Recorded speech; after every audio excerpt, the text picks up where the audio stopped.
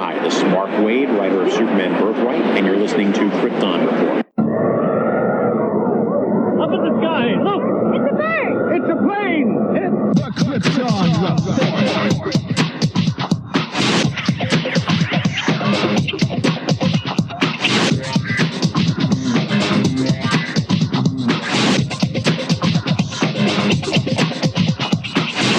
Host Tyler, and welcome to Krypton Report, a podcast dedicated to all things Superman, Supergirl. We're going to look at the Supergirl TV series as well as the Krypton TV series, anything that has to do with the characters in their world. Comics, movies, TV shows.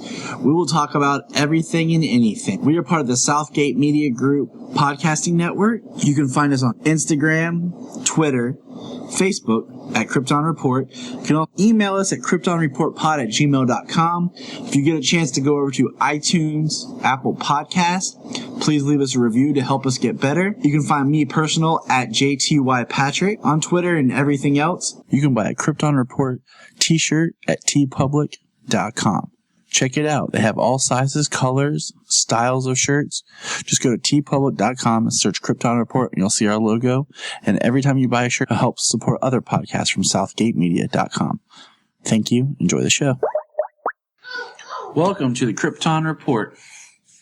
Today, my friends, we talk about Krypton, the episode Hope. And hope is a very powerful thing, especially to the Superman fam and the L family. But I cannot do this task alone, no. I've brought my trusty, loyal Solomon and James. Haha, held you in suspense. You were like, oh, so he's just going to be him and Solo? Nope, not today. Solomon Superboy is chilling. Playing some Injustice in the other room. And with me, as always, is the main man himself. Not Lobo, but James. Welcome, James. Oh. Hear him talking about Lobo back there. Yep. So he's going to think of you as Lobo. Oh, that's okay. So we're just going to jump into this episode. Can I just say, this had a Shyamalan twist that I'm still like, wow. I saw this, and the first thing I did was I messaged you. I was like, have you watched it yet? I messaged Phil. I was like, have you watched it yet? Both of you were like, no, not yet. And I just sat there like, I have to tell somebody. Yeah. It shocked me as well. So we're gonna take a quick sec, and we're gonna start from beginning before we reveal the whole what the heck moment. All right, good people of ours. So here we go with. Oh, I hear.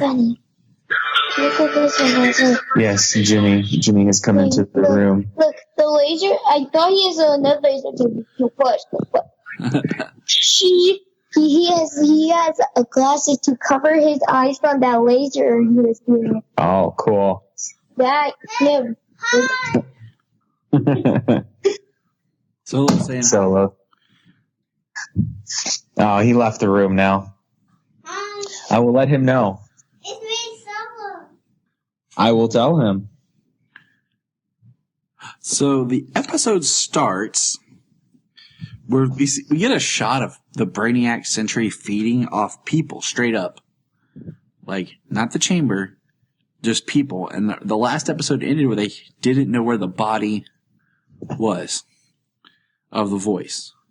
And he's just straight up feeding, like, you know. Yeah, like some sort of succubus. And then we get a scene of Seg making out with Lyda. I'm just saying, this guy's bouncing around, man.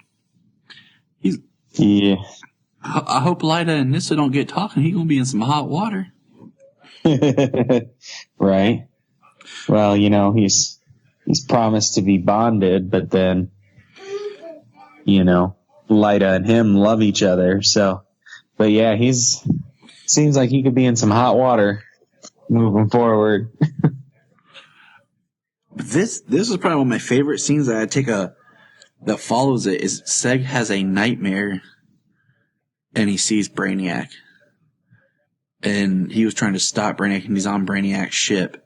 And I was like, this looks awesome. I was like, what? Did I miss something? No, it was a dream. Yeah, luckily it went pretty quick. Otherwise, you're like, wait, what happened? They don't give you any sense it's a dream until it's over. And I was like, man, like, that would have been actually really cool. Like, why did you do this? Right? And we also get, none of this was neat right here. So we get a scene with Jax and Darren Vex. And we find out that Jax was actually Val's protege, and she trusted Darren. And she makes a comment. She says, my name is Jax now. So what was her name, I wonder, before then? Yeah. I mean, you got me, but yeah, she knew that she'd be next, being Val's protege, basically in line for the death penalty. So she up and disappeared. And then moving forward, we find out that they're going to want to release Doomsday. And I thought, how would you stop Doomsday once he destroyed Brainiac? Or could you get, Drew Zod makes a comment that he's an apex predator. He'll go after the top person first before he'll go after anyone else. Excuse me. And that's why he would go after Brainiac. Well, they approach the vault, and they're there, and Seg shows up and makes a comment that he's not going to help Drew Zod.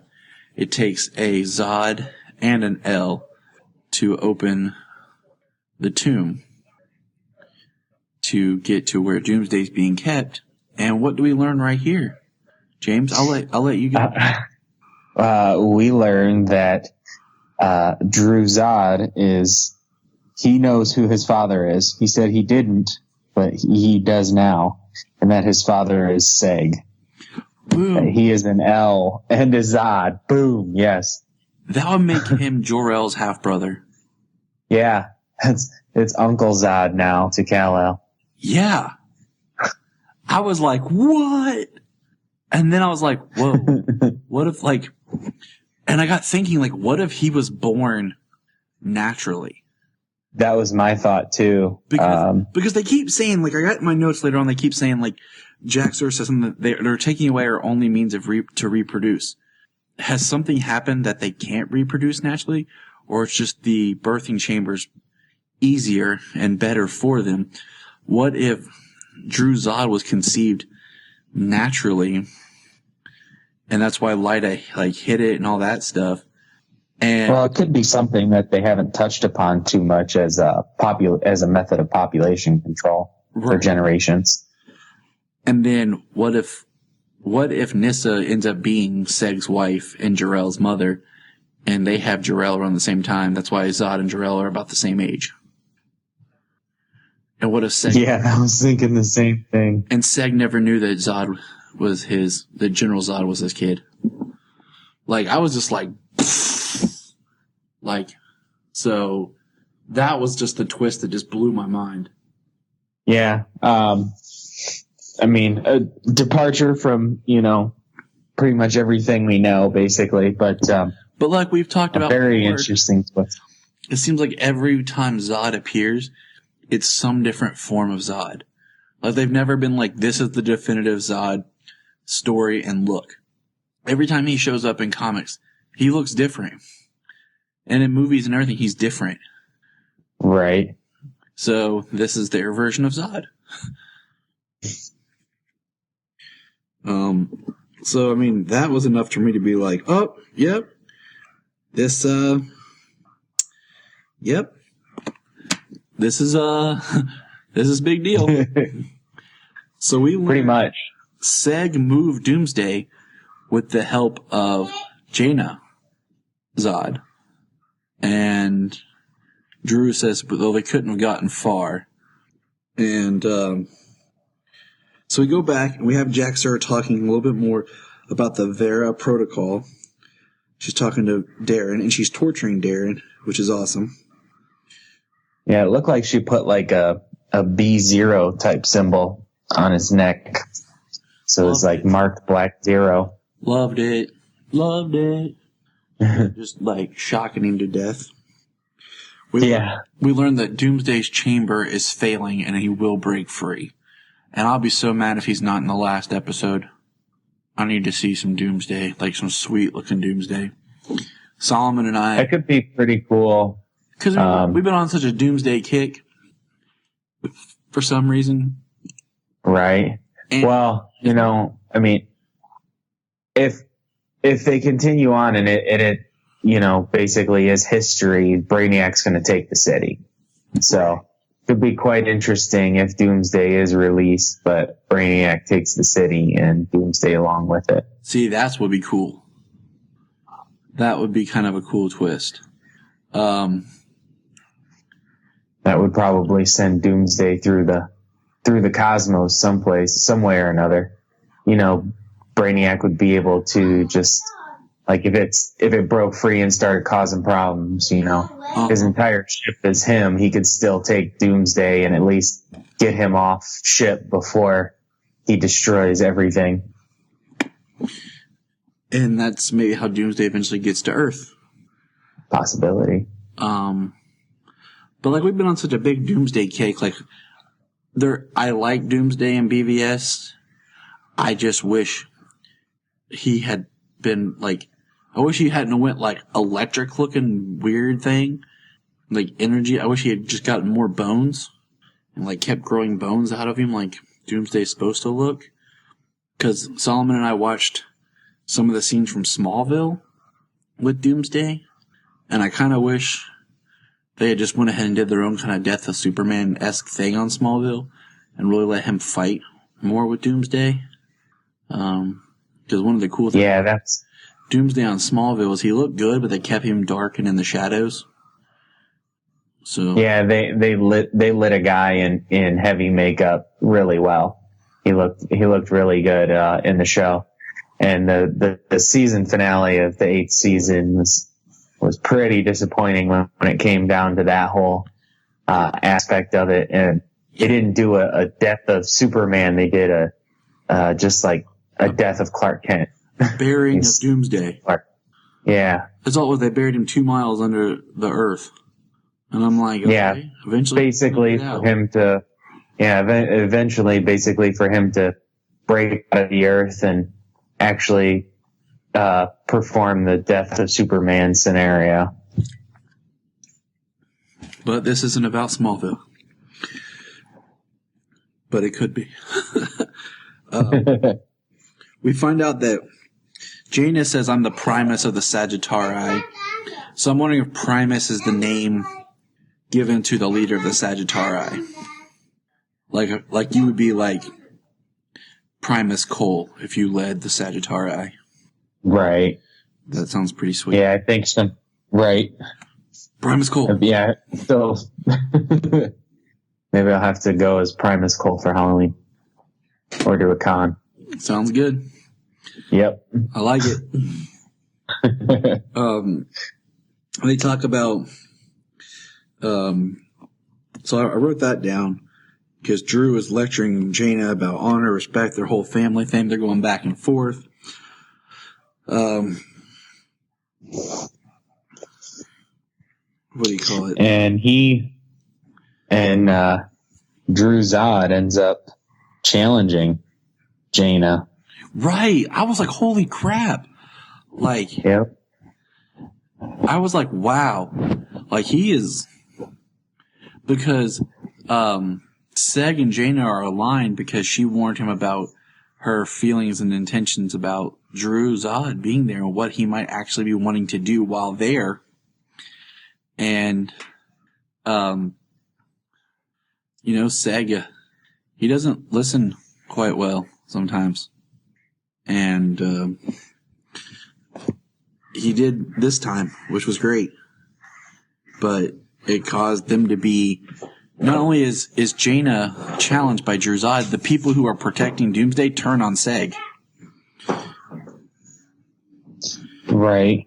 Well, Seg's got a legacy he's going to have to lead. He's got an expectation of the L's that came before him and, the way they earned their sigil, as Val-El tells him in this episode, that they earned their symbol of hope.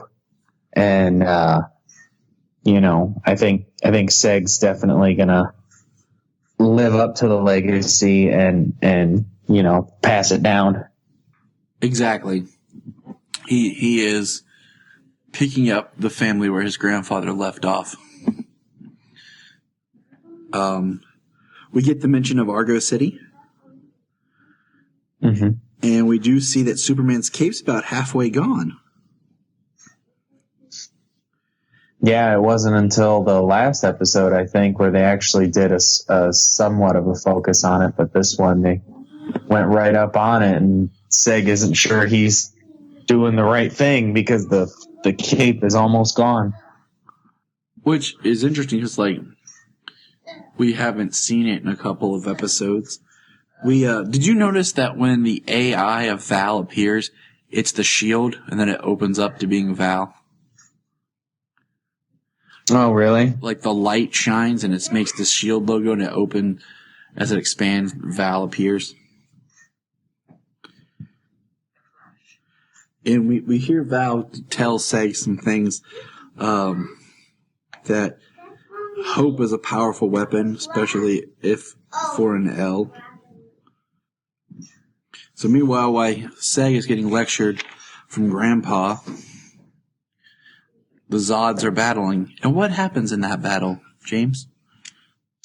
Well, it seems as Jaina is about to come out on top when Lyta interferes and actually shoots her mother in the side with the blaster. And pisses them both off. Like, her mother can't believe she did that to her. Because Jaina even says, "I failed you, Lyta." And Drew can't believe that she did that and stole his honor. Right. Yeah, that was pretty crazy, especially since she did her own early in the season. And you know, for her to do that, to break the tradition, and you know, I mean, that's a pretty big thing, but there's an interesting twist that comes out of that as well that I was surprised to see. If it's the one I think you're of, I kind of had expected it before, and I saw I was half right about it, but we'll see if that's what you're thinking. Yeah, I had expected it before, you know, when we had seen it in a prior episode, until it was shown to be a robot, some kind of training device. But yeah, that was an interesting twist that came out of this whole Zod battle thing here. One thing we haven't seen, like, we get a mention of Adam. Like, they don't know where Adam is. They probably suspect him dead or something. Yeah, from Adam the explosion. wasn't in this episode, and neither was But Kim. Yeah, they said they sent Kem off to Kryptonopolis, and which is still a funny name. I hate that name. But like, if I was the actor, like, I would be like, "Look, guys, that's one thing I just can't buy. Like, I'm gonna have trouble with this line. Okay, hold on." right, like, you got to come up with some other scarce Kryptonian city from the comic someplace, or make one up. But Kryptonopolis. Yeah, that was just lazy writing. Like, Yeah, pretty much. But yeah, they weren't in the episode. Is when Darren Vex. Your favorite part? Yeah, when Vex has escaped Oh, and he's flying, and Jax-Ur finds out, and she hits it, and her torture device she put in his neck is long ranged, and it just starts shocking him, and he crashes. That's my favorite part. yeah, I thought that was funny. I didn't suspect that. Like, he made it really far. How far that long range torture device goes, he made it really far before they were alerted, and she shocked him. Now, did you catch that Jax-Ur says the name Flamebird? I did. And do you want to educate the people on Flamebird? Well, the very little that I know about it is Flamebird and Nightwing were heroes on Krypton, and it was a story that Superman had told Dick Grayson after he had separated from Batman, and Dick Grayson took on the moniker of Nightwing. Yes, and that's awesome. So I love that they just mentioned that, because one thing we find out here is that the protocol that Jack Sir was looking at, the Vera protocol, is actually it was a hidden thing inside the Genesis chamber of cloned Kryptonians. It was cloned people from houses and rankings of high standards. So basically a way to live forever. I thought that was kind of neat, but curious to see where it goes. Yeah. So they decide, SEG leads, they have Black Zero and the Sagittarii aligned long enough, they're going to try to stop the Voice of Ra. There's a big red light in the sky, go figure, light in the sky, and they're going to attack the Voice. And this is what I got lost, because all of a sudden, Brainiac can control minds, because he makes them turn on each other.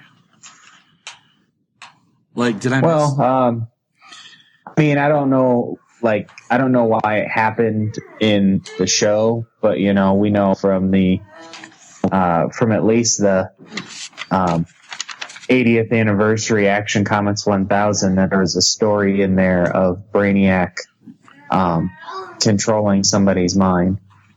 True. From afar. But I mean, that was just kind so that's all I got there on that. I'll roll with it, and then we see Brainiac basically pulls. Calm down a little bit, buddy. He gets into his injustice. We see him pull Seg towards him, and it's just Seg versus the Voice, and then the Voice gets stabbed in the back of the head by the House of El Crystal by Nyssa.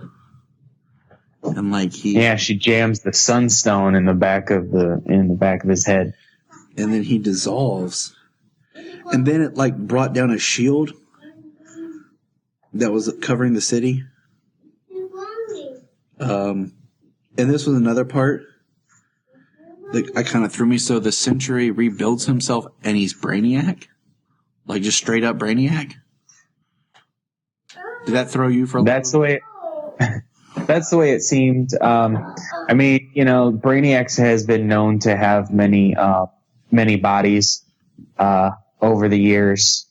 Different stories tell different ways that he's inhabited many bodies, robotic and otherwise. But so yeah, it seems like the Sentry, just put itself back together and is at least a Brainiac proxy on the planet. Because that's what I said, and I was like, that's kind of cool, but at the same time, are we going to see Brainiac ship? Legit Brainiac, or is this just the Brainiac we get? I don't know, it's kind of confusing because they keep talking about Brainiac coming, and they've never really made the Sentry feel like he is Brainiac, but yet he is Brainiac. So yeah, well, we know the voice and the actor for Brainiac are the same. So yep, that. And then of course we have a cloaked figure who is who bends down to help Jaina when she's shot and hurt. And who do you think that cloaked figure is, my friend? Well, it seemed pretty obvious when he took off his hood and he had two different color eyes. It was her brother that she left to die in the Outlands. Exactly. And it wasn't that shocking because I had expected him to show up earlier. That's who I originally thought Drew was, but I'm glad he wasn't, because that would have sucked. Just because it would have been too because the way he appears in that episode would have been too on the point, I think. But yeah, that was the episode Hope. What'd you think? Well, I mean, they're kind of speeding up to the finish line. We got one more episode left. So some things in this episode that didn't have any explanation. I mean, there's precedence for it in the past, so basically it's just there. For us, we wouldn't really need too much explaining, maybe some headcanon and that, but for the general audience, that could lose them. Mm-hmm. But, I mean, I give the episode a 8.5. Yep, I do too. Picking up the pace. It's picking up the pace, but you know what really makes me like this episode is the twist about Zod and Jor-El. Like the half brothers thing, I thought was sweet. Right, buddy. That could be an interesting thing moving forward. Like, I mean, how is Drew Zod conceived naturally, and then is Jor-El going to be conceived naturally with Nyssa? Because seems like Seg is a dog, but or would Jor-El come from the Genesis chamber? Like, it's going to be interesting where it goes, and we know now that Krypton has been picked up for a second season on Sci-Fi.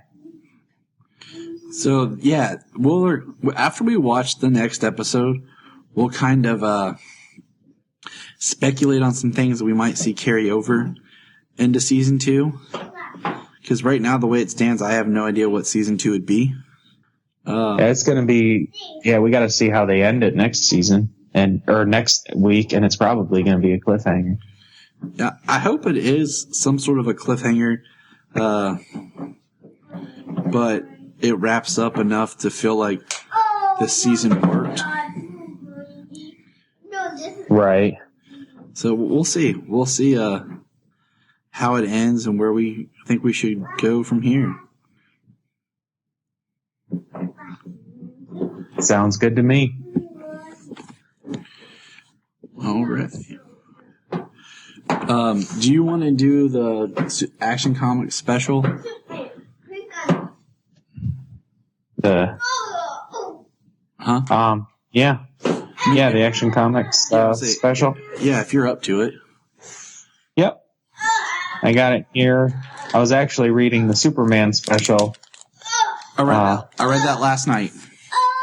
Did you? Yep. So we'll bring that in for our next week's episode.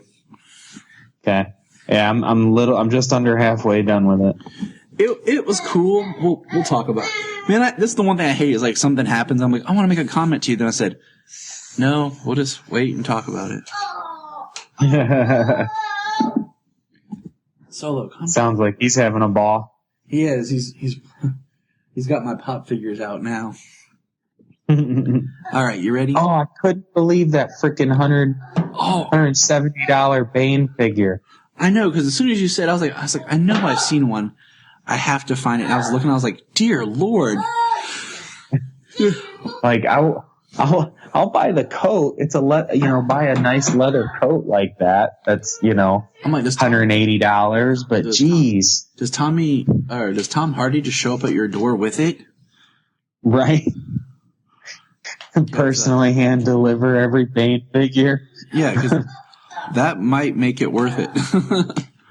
Right. All right, you ready? Yeah. So now we're going to take a step and we're going to dig into that beautiful thing that started this all we like to call the comics. We're going to be looking at Action Comics Special number 1, which I think is interesting that it's an Action Comics Special and not just like Action Comics 1001. You know what I'm saying? Like, I know they do annuals and stuff like that, but it's just kind of interesting.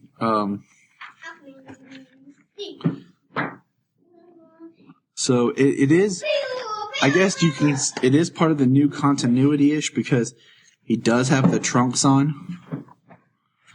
And it's just kind of funny because on the cover, he doesn't. He's in the costume he had before the trunks magically came back. And when we jump in, he has the trunks on.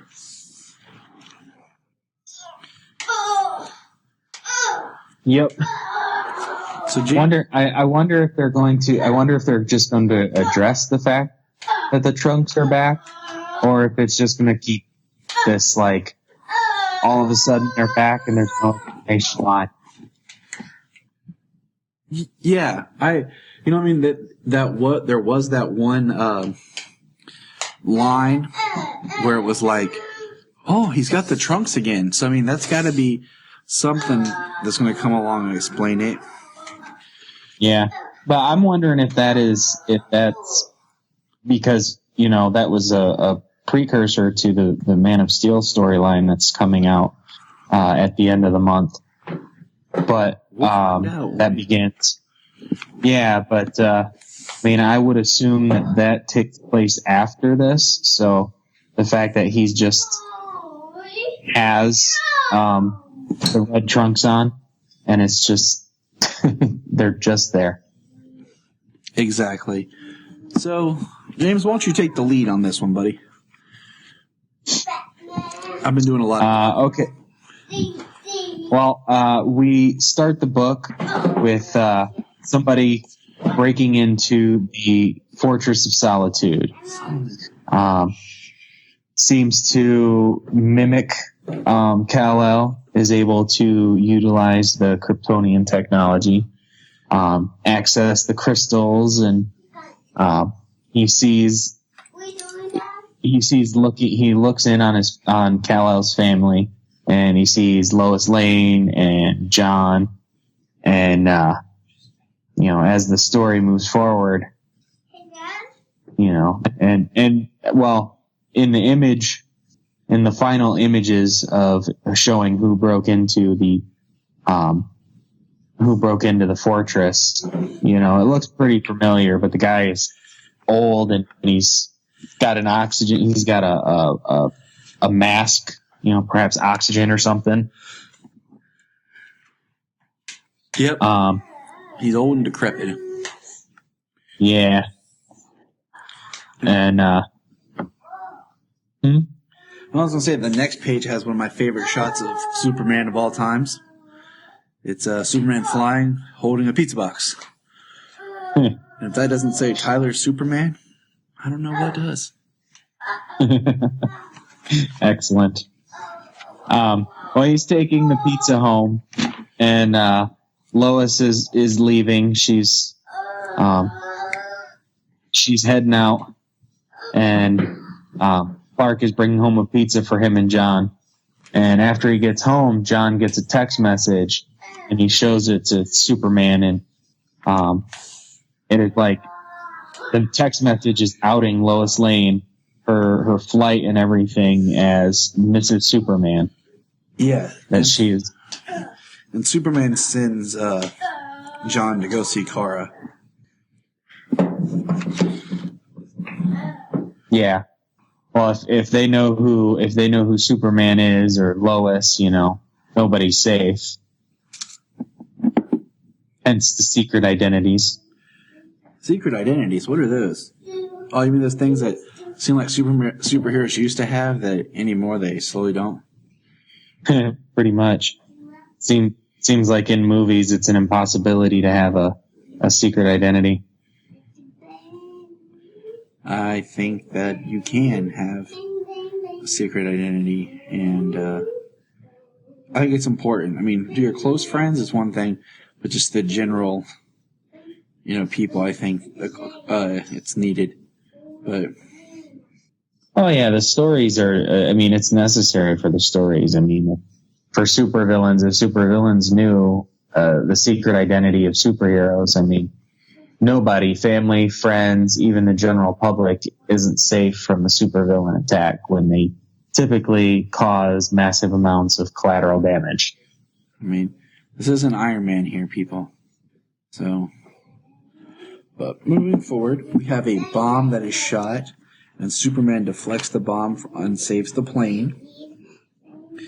And of course, who does Superman go to see thinking it's the person he's after?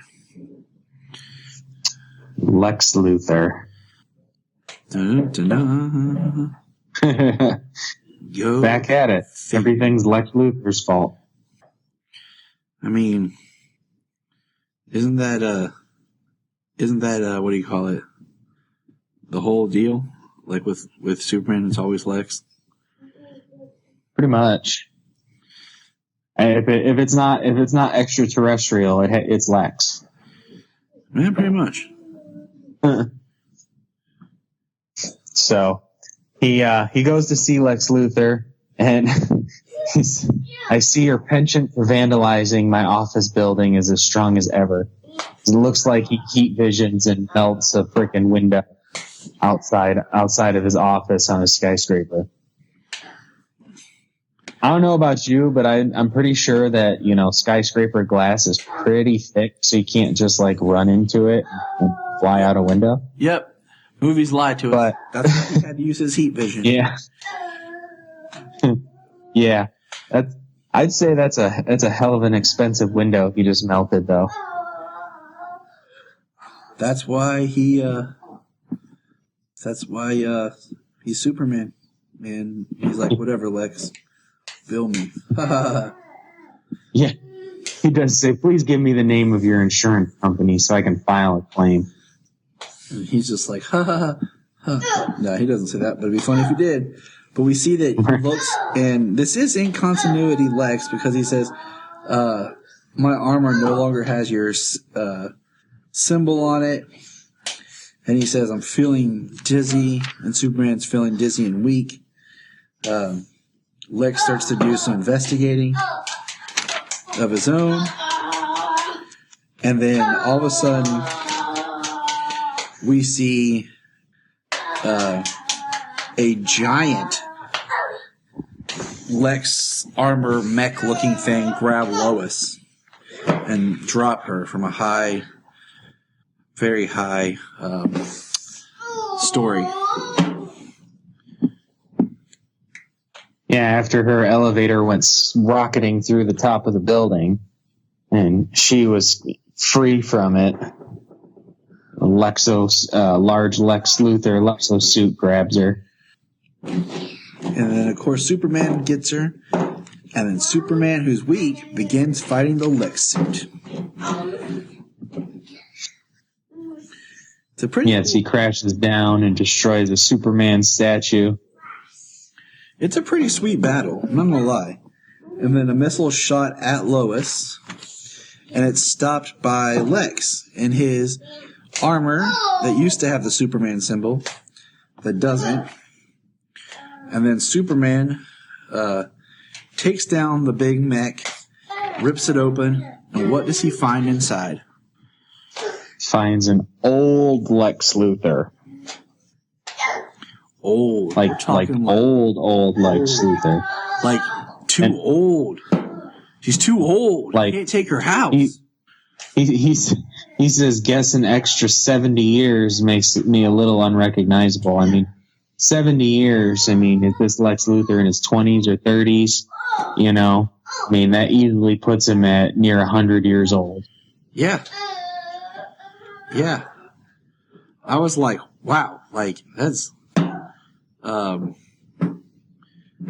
he achieved everything he ever wanted to do except for kill Superman. That is his last mission in life, is to try and kill Superman.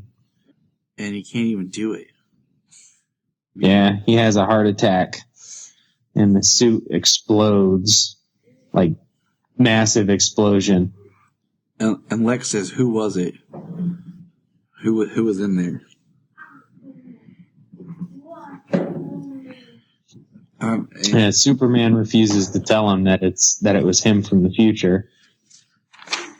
But his comment, "What difference does it make? The abyss consumed him a long time ago," is that he believed that Lex Luthor is still, and obviously, he goes to Lex Luthor so quickly for accusations. Is that aligned to old Lex Luthor, or is that a line to what he believes even his Lex Luthor is about, that he's already a lost cause? See, I don't want to say that it is, because isn't that part of his belief, the capacity for good? There's always redemptive ability. So I would feel like that doesn't sound like the Superman I know, that if he already feels that Lex is dead, you know? Right. So I don't know, but I think it's very, very strong.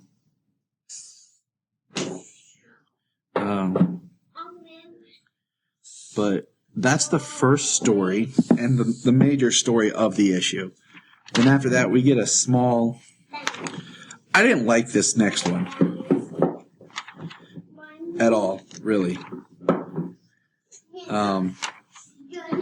It's like a dinner, and basically it's a big like banquet, presidential type banquet, they said, and Lois is there, Clark, some of the Justice League are there, and Lex is there, and Lois gives Clark some jokes, and I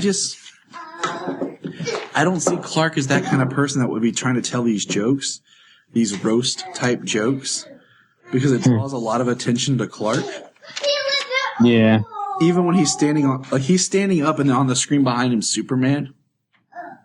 Yeah, I saw that part too. I was like, what? I didn't like it. I'll be straight up. I did not like that's the story.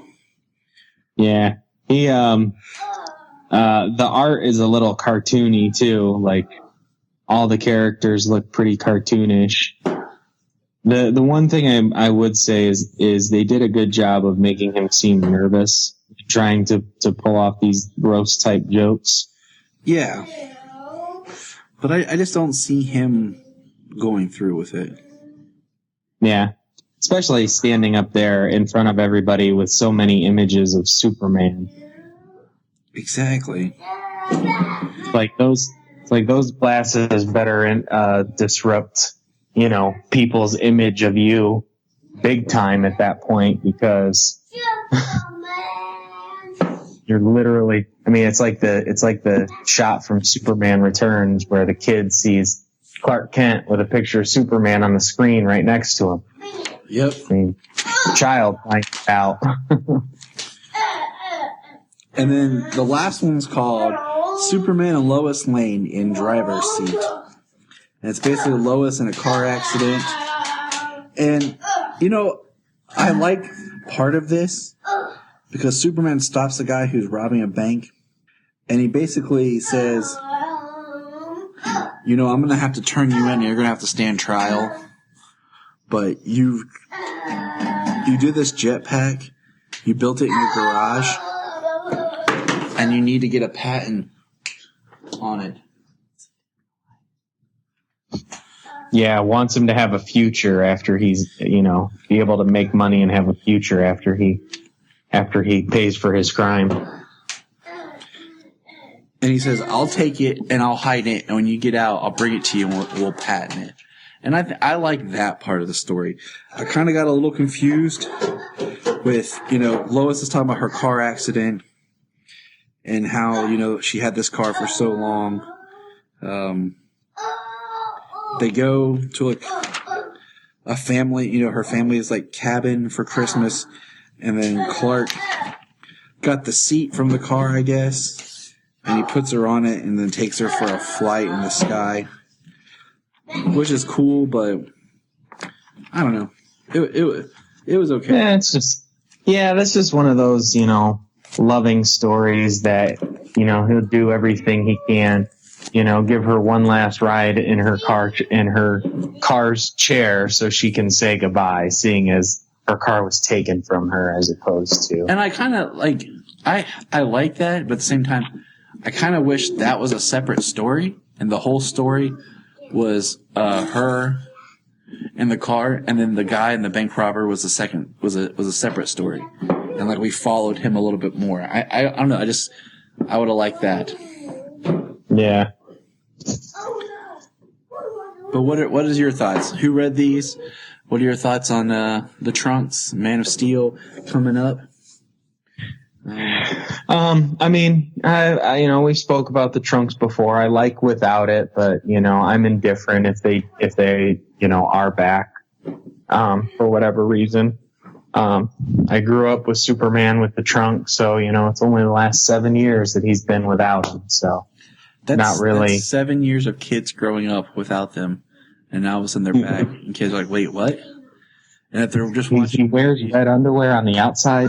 If they're watching movies and TV, they're really going to be confused. Right. So, I mean, good stories. The first one was very good. Second one had a couple of moments, wasn't my favorite. And then the third one really just went off on a strong Superman note, believing in the guy, even though he did something wrong, and doing what he can for Lois to make her happy. It's just a strong Superman story. Really gets to the heart. And as a bonus to this episode, I have a special interview that I did with a big Superman fan. So here's that, and enjoy. Welcome to the Krypton Report. I'm your host, Tyler, and with me today is not James or Janita, but I have a special guest. This is power of the internet, people connecting with common goals. But I have with me Tasmin. Did I pronounce that right, correct? Yep. I thought so. It's a sweet name. And Thank you. You're welcome. She's going to introduce herself because I saw her on Twitter and Facebook for a very unique thing that definitely spoke to me. So, Tasmin, go ahead and kind of tell them, why are you now famous? Well, I hope I wouldn't say famous, but my Superman collection's pretty much gone a little bit viral.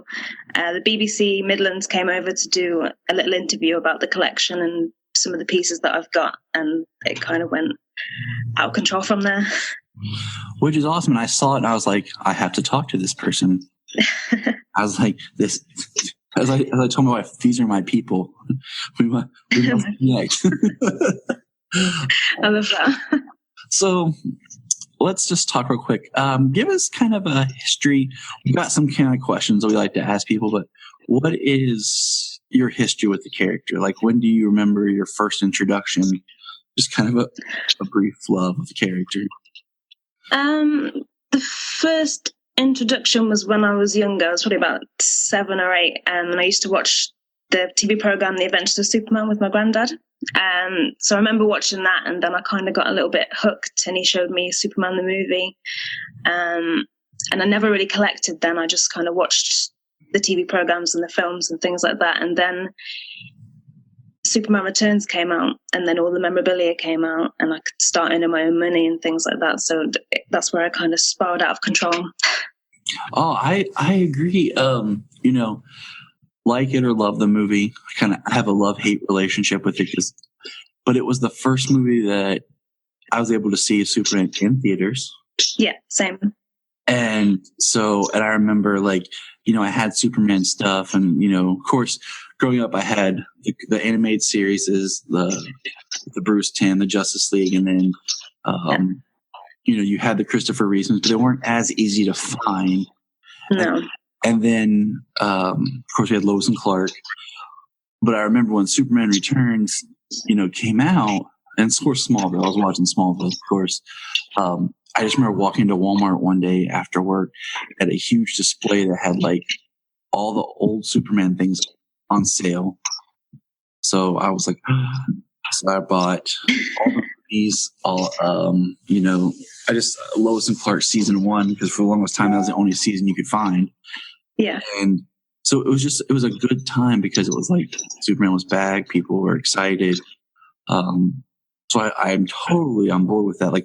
Yeah, I that's the film that got me properly collecting, I think. So I used to like Superman before anyway, and I was into superheroes.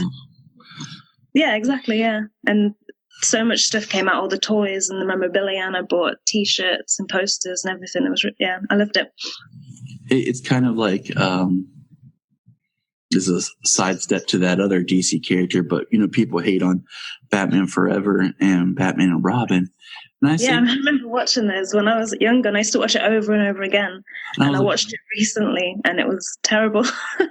And granted, I mean, they're not the best, but like because of my childhood memories, I love them. And and my son is more interested in watching Batman and Robin just because the colors, all the characters. So he really enjoys it. And I'm like, you know what? He'll like that when he's a kid. And then as he gets older, he'll like the other films. Yeah, exactly. So and I just remember being that time with all the merchandise and memorabilia, like, going to Taco Bell to get a Batman cup or cereals and things like that. It was exciting as a kid. Yeah. And I kind of miss that. Like, they don't do as much as they used to. No, they don't. There's still a lot of merchandise out there, but I think a lot of it's more targeted at kids. So you've got the sideshow collectible figurines and stuff that are worth, they cost a fortune. Yeah. I'm like, I just want the guy who's like 6 inches to play with. And then when I'm done, I just put him on my shelf. Yeah. Okay. Well, I don't take anything out of the box. So when I buy stuff, I don't even get to play with it. I just look at it and put it on the side. I have a lot of things that are still like boxed. I got things that are put to the side on the shelf. And then I have the things that are playable. You gotta have something to play with. Yeah. And like I bought the Smallville Clark Kent pop figure. And it's the pop figure I don't have open. The other ones are just like simple, easy, generic ones. And Solomon's always like, "Can I play with that one, Daddy?" No. He doesn't understand. He's like, "Why is that still in the box, Daddy?" He just looks at me like, "What?" And I got a really cool 12-inch collectible Zod that's still encased that I got for Christmas one year. So we're gonna keep talking here. Yep.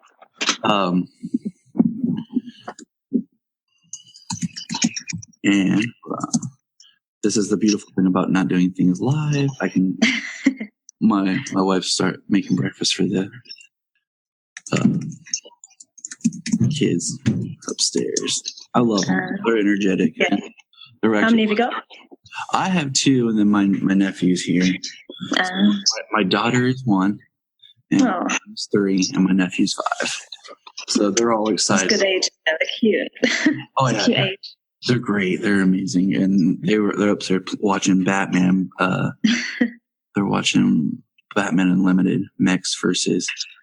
I got them all, because Solomon loves Batman, and right now he's really getting into Superman more. Like he likes Superman, but like for some reason he's on a Doomsday kick. Really? He's like, we were at the store and we found a Doomsday toy, and he was like, oh. So of course I had to get it for him.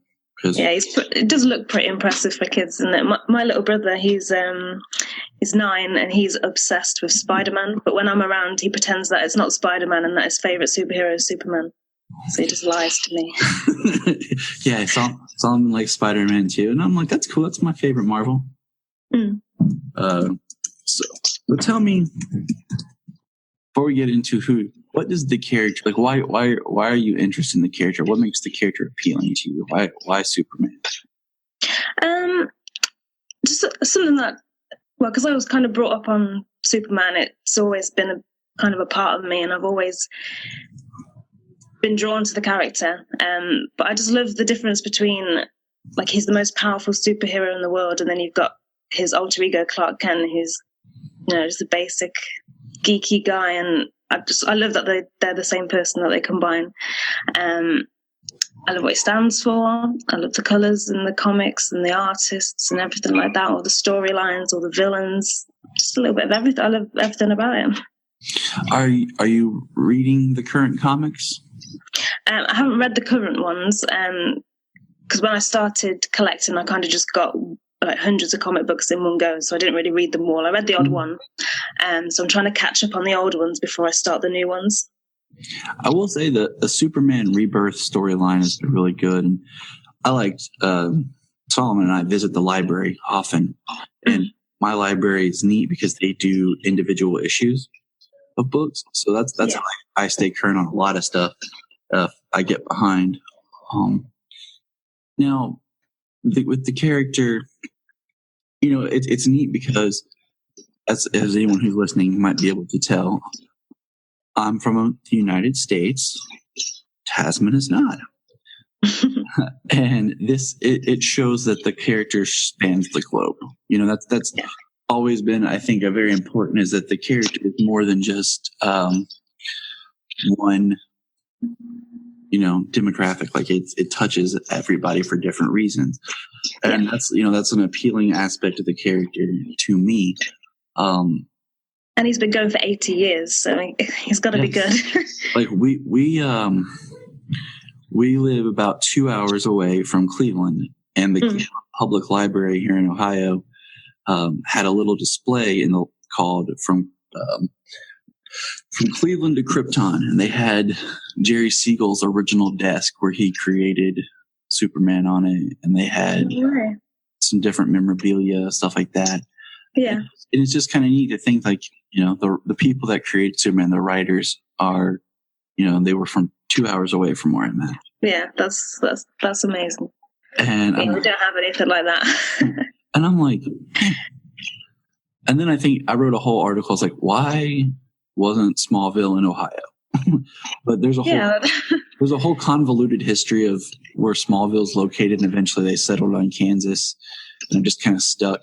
But I was like, it made more sense if it was Smallville, Ohio. But I digress. Yeah. So with your collection, like, how much space do you think it takes up? Like, that's always one of the problems when you collect, having somewhere to put it. Like, right now, I'm currently sitting in my basement, and we just moved into this house. That's pretty impressive, though. Yeah. If I can see, I have my computer more. Like, let's see if I can get more of, like, my Superman. Yeah. I can see the pop in the box still. Yeah.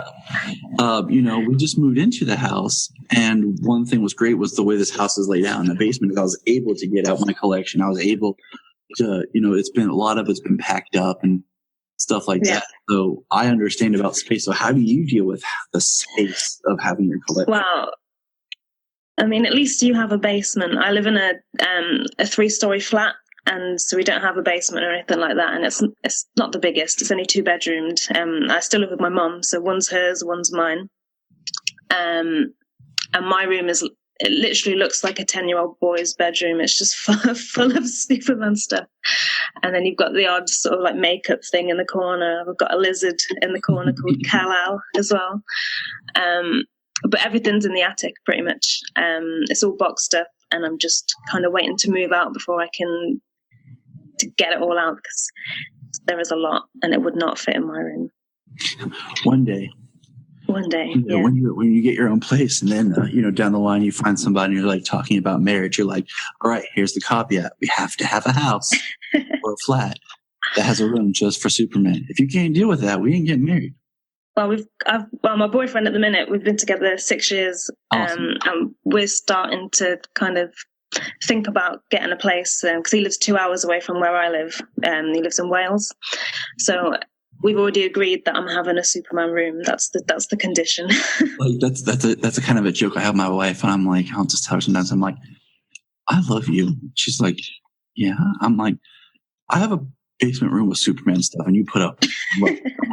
I'm like that's a very special. She's like, no, it's fine. I'm like, because I agree with you. Like, I have my mother-in-law made 2 years ago for Christmas. She made everybody homemade fleece blankets as a gift, and I have, because I'm tall, she made a really big Superman blanket that fits me so that it's taller than me and wider, so I can really wrap up in it.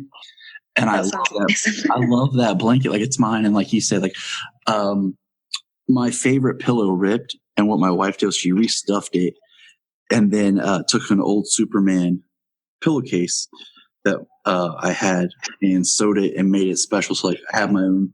So that's my pillow I sleep. So yeah, I totally get the whole. Yeah. Like, is this a child's room? No, it's mine. Yeah, there's times where I go to a shop and buy stuff, and they're like, "Oh, your son will love that," and I'm like, "It's for me." Oh, one of the greatest things was my wife would pick on me like, "We can't go to Toys R Us until we have kids," and I was like, "Dang it!" Then we had a kid. I was like, "Guess where we're going?" I went there a few weeks ago actually because they closed down, so all of the stores in the UK were on sale. So I went hoping to find a load of Superman stuff, but they didn't really have anything, which is disappointing. What sucks is we went to there's one by us, is a Toys R Us Babies R Us, and we went to it because we wanted to buy a double stroller for the kids, and it was like all the toys were 10-20% off, and the shelves were empty. And I'm like, the prices are going to keep dropping, people. I know, yeah. Wait till the last minute. And then my friend's like, well, the Toys R Us in Cincinnati, he's like, we're still packed. I'm like, all right, road trip. So with your collection, what is your favorite piece? Like, it doesn't have to be the most valuable piece, but like, which one speaks to you? And I actually want to show you something. I'll grab it real quick. Yeah. See this awesome Brendan Routh Superman statue? Yeah, I have that. So I was at my local shop and they had a flood and the box was damaged. Marked it down to $5. There was water damage on the box. Nothing. Yeah. And I was like, yeah. I'm like, $5. Bargain. And then here's my chunk of kryptonite from Illinois. Yeah, I'm hoping to go there next year. I was hoping to go this year, but I couldn't afford it. I would love to go again. I haven't been for Superman Celebration because my wife took me for my birthday, and I liked it because it was, it's a small town and everything. So it was nice because we got to walk around, got to go to the Superman Museum, which is epic beyond belief. And so now that I've went once and I've been there, I want to go again to, for a celebration. Yeah. I digress again. So what is your piece of your collection? My favorite piece is probably, I've got a few autographs. I met Brandon Routh and Dean Cain, so I've got their autographs. They're probably the most well protected things that I've got. I've got a few of the comics that I've got are pretty some of my favorites. So I've got the Superman versus Muhammad Ali, which is also probably the most expensive one that I've got, and I've got Superman versus Spider-Man. I want that one because we saw that while we were in Cleveland, and I definitely would love to have a copy of that one day. Yeah, I got it on eBay for £15.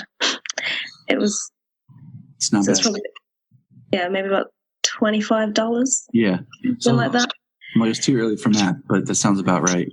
Yeah, but I think it was some woman who, I think her dad had died and he had loads of comics and stuff, and she was just selling it all, and she started it at 99p, and then obviously someone else clicked and I was bidding against them for about 15 minutes, but you won. Yeah. You're like, do you know who I am? You give me this. You have to know who I am. Just wait until the last few seconds and then I put a bid in. I've done that before. I just won a John Stewart Green Lantern toy for Solomon because we were watching Justice League, the cartoons of, and then he watches the movie and he's like, where's Green Lantern, Daddy? And he's like, I need Green Lantern toy, and they're so hard to find. Yeah, I really thought he was going to be in that film. Yeah, that's a whole nother discussion that my buddy James and I are holding off on because we're going to do a whole commentary on the movie because there's so much more information that's come out about what it was supposed to be. Yeah. And it's still coming out, isn't it? There's still loads of stuff coming out every day. It's crazy. So let's talk. You have your collection, and it's neat because, like you're a woman, and a lot of people don't think about, women collecting or loving some of these characters like they do, which I don't get it, but people are dumb. And so when you started collecting, have you ever had like negativity from anybody, or was it always like, that's a weird hobby? Why are you doing it? Not really negativity. My family, when I did start collecting, my family were like, "Oh, you geek, you nerd," but they didn't mean it maliciously. They were just joking. So I didn't really take offense. And my friends aren't really into the same kind of thing either. So when we go out, I don't really talk about all of the Superman stuff I got this week. They don't understand it really. So yeah, I've never really had negativity, but I've had sort of like jokes. I'm like, oh, you nerd and things like that. But that's about it. Yeah, you're like, I don't know. That's kind of what's funny. It's like the people around me aren't negative because I don't have anyone. But then I've met people through the podcast and through the website and everything. Yeah. That it's just like, yeah. So we like just talk like, did you see this? Like, yeah, exactly. The people that I speak to talk about Superman to are people off kind of like Twitter and Facebook and Instagram and things like that, and that's why I like using those kind of things, because you've got people with the same interests as you. Exactly. Example of this conversation. Yeah. Now, I know they're about to bring Krypton to the UK. Has it started to air there yet, or? Not yet, but I may have watched it somehow. Your secret's safe. That's good. I think it's funny. Like my one friend's like, you got to see this one part, and so like this one show. So he literally filmed it like with his camera, his phone, and sent me. He's like, watch this. I haven't watched last night's yet, but what do you think about this? No, I haven't either. And just a general like. Yeah, I really like it. There's a few times, I think it was more the first episode or two where the acting was kind of, it's because, well, it's like an American TV program meets a British one. So they've all got English accents kind of thing. And it probably doesn't feel the same for you, but when I watch it, it just seems like they've mixed the two together, and sometimes the acting is a little bit off, because I think British humor is different to American humor. So yeah, but I love BBC America. Just throwing that out there. Like, yeah, there's a lot of good programs, and stuff. So, but no, I understand what you mean. Yeah, but other than that, I love it. I watch it every week. But because it's on in America at a certain time, I have to watch it. Well, I watched it today, basically. I haven't watched it yet, but yeah, I'm gonna probably watch it after my nephew leaves and everything. Yeah. I really like General Zod on their spoilers for people. But I thought that casting was great and everything. That was a surprise, and I really liked where they went with that. So with the current things, what did you do? Can't talk. Supergirl. Do you watch Supergirl? Yeah, I'm not up to date with it though. I think I'm about 4 or 5 episodes behind. Especially with the weird breaks and stuff they take here in America. Yeah, and because I've been trying to watch it because I watched it ages ago, and then I kind of stopped watching all of them, so Arrow and Flash and Supergirl and Legends of Tomorrow, and then I kind of wanted to catch up on them all, so I've been watching them all in order. Because sometimes they cross over and things, so it's taken me ages to catch up, and I've still not done it yet. But did you see the episodes with Superman from last season? Yeah. What did you think about that? He's not my favourite Superman, but he did a good job, and he did have a good suit, actually. His suit was really cool.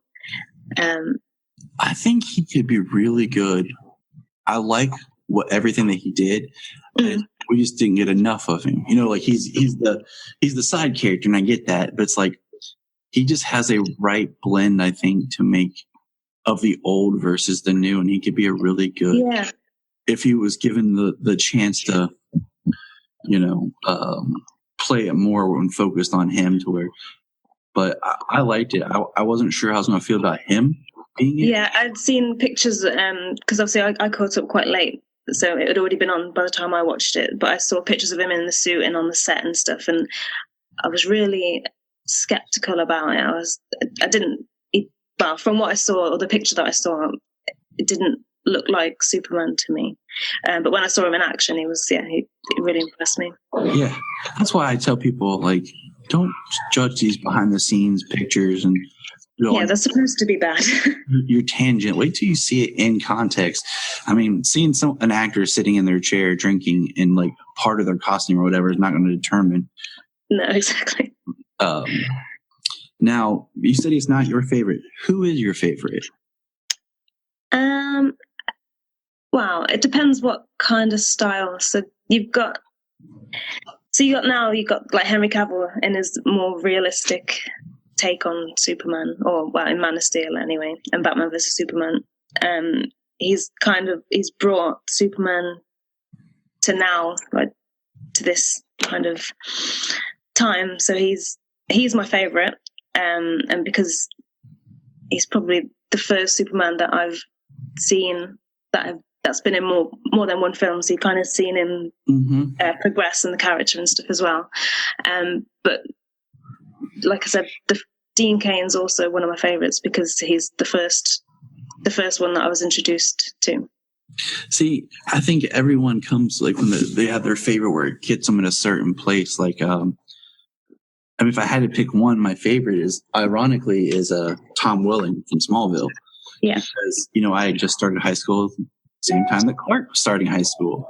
And so it's like the Harry Potter thing. So you grew up with him. Yeah. So it's like and we got 10 seasons of him developing this character, and of course, someone could argue he's not Superman. Whatever, we're not gonna argue that, but yeah, and I love Chris, and like I remember watching him as a child and what that means, and but certain, and then Dean and certain actors just hit you at certain times with the character. Yeah, and I really like, I really do like Cavill a lot. I really like what he did in Justice League. I just want to see that character progression now into his own movie of, where he was in Man of Steel, figuring himself out. Yeah.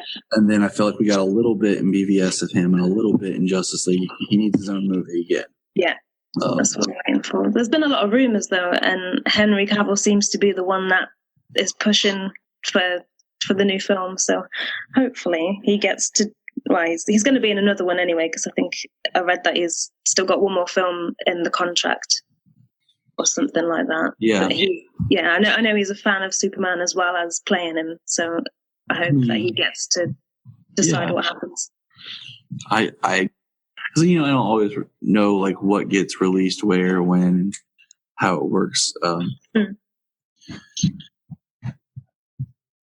you watch the DC animated films that they've been coming out with? Like when they did Superman Unbound, and now we have the upcoming Superman Doomsday. I haven't seen them actually. I've got a few on DVD, but I got them quite a long time ago, so I put them straight into storage. But I haven't watched them yet. But I've seen the trailer for the new one, which looks really good actually. So I'm definitely going to watch that. Solomon really wants to watch it because Doomsday's in it, but I think I'll have to watch it first because I'm going to cry during it. And then, my son already loves The Lion King and wants to watch it all the time. And I'm like, you know how much emotional trauma you put me in watching Mufasa have to die over and over and over? I'm like, come on, son. See, my problem is I cry at like weird films. So if I watch a film that is definitely sad and like everyone cries at it, I won't cry at that film. But if I watch another film, like for example, I watched Casper a few months ago, and that made me cry. And I was like, I never cry. Because like something about like there's stuff that gets me now as a parent, like that you don't think. I'm like, dang it. What was it? When I didn't even think about. I felt stupid after I did it, but I didn't even think about it. So when Solomon was born, I was in the hospital and I was with him, had my iPad, and I was like, I'm gonna watch something. I'm gonna watch Man of Steel. Didn't even think about it. I'm holding my new baby boy first, and then like the scene about having to send him off on a rock. I was like, crap. Nope. I'm like, this is getting to me. I get it now. It takes on a whole new meaning. Right there, and yeah, it's just it'll get you. It'll get the flow. Well, I'm just sitting here. What are other things like? Do you prefer reading about the character? Do you prefer the cartoon? Do you prefer the movies? Like, what's your favorite way of like the character of getting the character? I could say a bit of everything, really. I love seeing it on the big screen and on TV, especially in the cinema, because you've got your favorite character who's cinema size, and I love all the effects and things like that. So I love seeing it on the cinema, because you don't really have to think about it or use your imagination. It's there.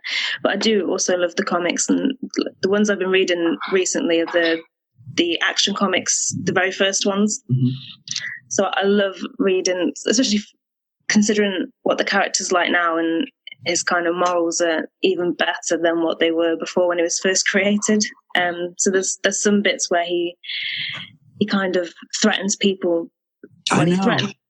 Have you seen it? He threatened someone that he was going to rip out their heart and make them eat it if they didn't tell the truth, and things like that. So I love that. That's the Superman we need to bring back. That's the Superman I want to see on TV. Yeah, same. But yeah, I do love reading about him. I bought the 80th anniversary big hardback, and it has a bunch of, the old ones. And I have a book somewhere that I've yet to find during the move some of our books went missing before, and I'm afraid it might have been attached, but it was like all the old dailies of Superman from the 30s where they ran it in the daily newspaper comic strips. And like you said, the little bit of differences, like how the character was and the type of villains he fought. And even, I love, like you said earlier, like Superman's power.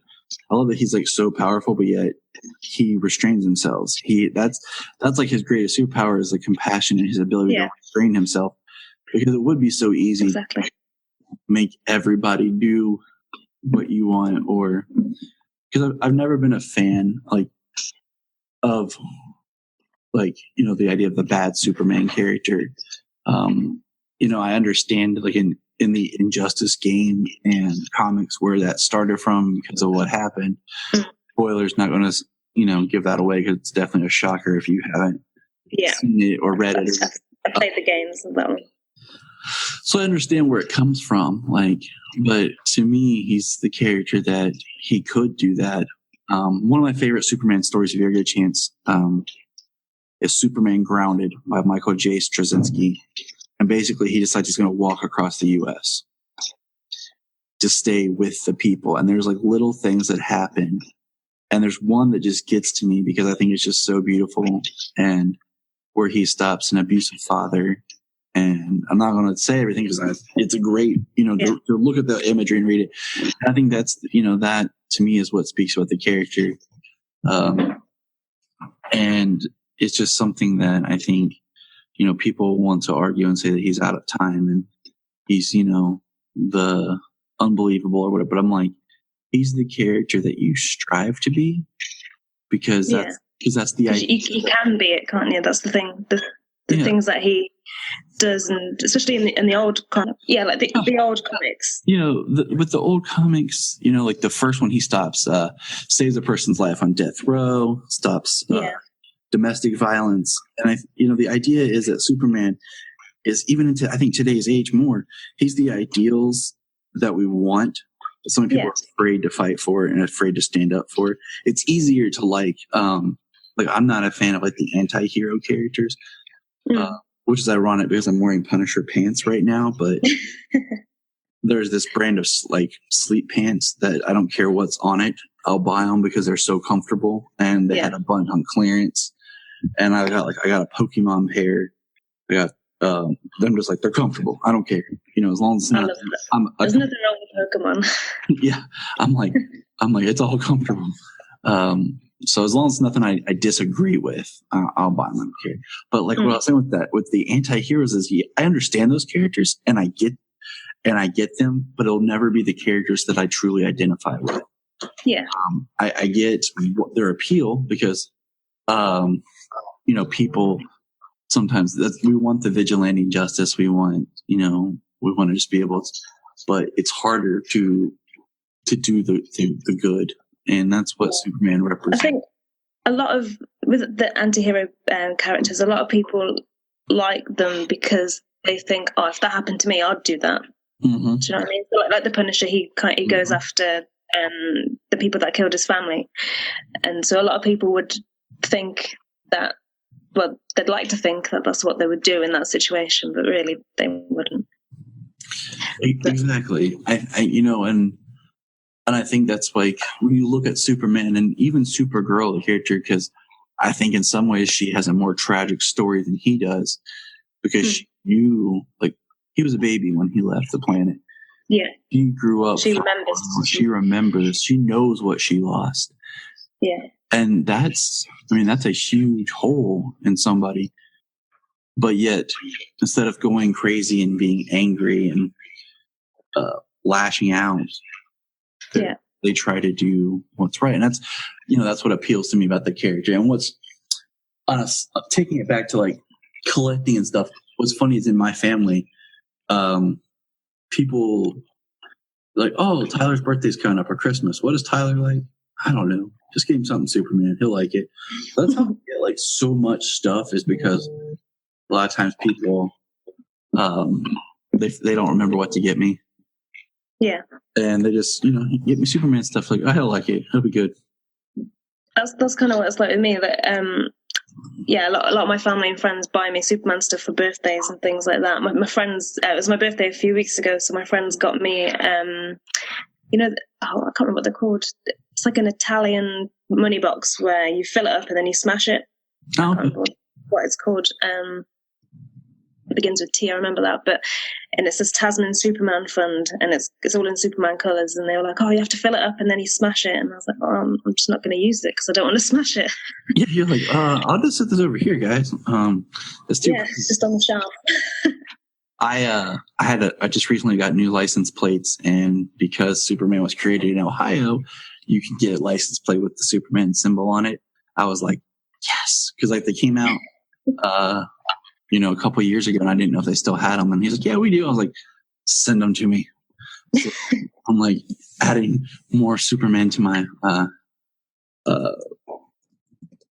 my collection, and just everywhere I go. So, well, we could probably talk for hours, and it's always, maybe after I'd get you back on sometime, we'll talk more Krypton. Yeah.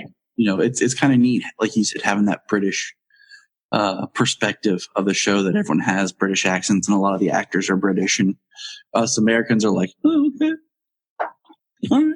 We just take it. And then, when you get to look at some of the cultural things of the acting and everything, he's like, oh, I didn't think about it like that. So if people want to reach out to you on Twitter, Facebook, email, I know your information, but I'll let you go ahead and promote yourself how you want. Okay. Well, I'm gonna have to get the actual names of what they are, because they're all kind of different. But I have a blog which is theaspiringkryptonian.com. You can get all of the social media stuff off there, but I've also got Instagram, which is The Aspiring Kryptonian, or Twitter, which is Aspiring Crypto. Or I've also got a group on Facebook, which is The Aspiring Kryptonian Superman Superfan. Awesome. And I'm going to put all that in our show notes, so that when this goes up, I'm not sure when this episode is going to go up, because Rob's behind on pushing them. So that's okay. But no, thank you for coming today. I'm sending you a message right now. That's okay. With just asking, so I can cut and paste it. But basically, just send me an email with all that. It'd be easier to put in the show notes. I'm always afraid, like, press something wrong, and then everyone's going to like the wrong page to look for you. Well, when I did an interview after the BBC one, I was on the Channel 5 interview thing, and the woman said, can you say your name and spell it out, just so I make sure I spell it all right? And she spelled my last name wrong. She put it as Humphries instead of Humphries, so HUMPFRIES or something like that. And I was like, that's not my name. Yep, I have 3 first names, and people I know put them in different order. So I'm like, they're not hard to spell. They're just, I guess, hard to put in the correct order. So, but all right. Well, thank you for taking the time. I know we've had to reschedule a couple times, personal things that came up for me. Yeah. I appreciate it. So thank you, Tasmin, for chatting. And I said we could chat forever, but let's definitely want to have you back and talk more. So yeah, let me know when. You can find us on Instagram, Twitter, Facebook at Krypton Report. You can also email us at kryptonreportpod@gmail.com. If you get a chance to go over to iTunes, please leave us a review to help us get better. If you're an Amazon shopper, just remember you can go to southgatemediagroup.com.